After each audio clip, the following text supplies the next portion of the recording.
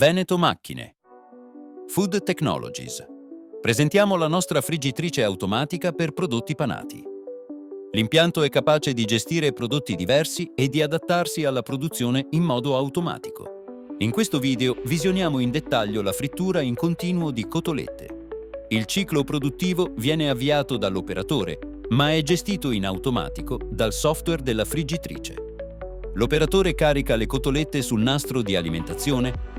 Questo non è un semplice trasportatore, ma un sistema capace di raccogliere ed accumulare il pan grattato in eccesso, così da mantenere l'olio più pulito.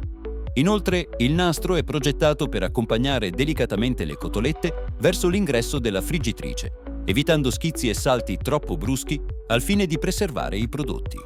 La velocità del nastro è sincronizzata con quella della friggitrice, così da evitare accumuli in ingresso alla macchina e garantire un flusso regolare e costante.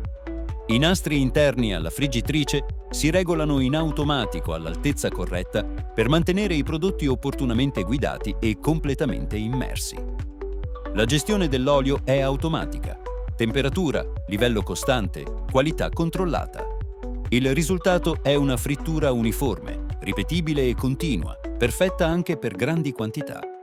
Le cotolette vengono scolate in automatico e messe a disposizione dell'operatore per i processi di controllo e confezionamento.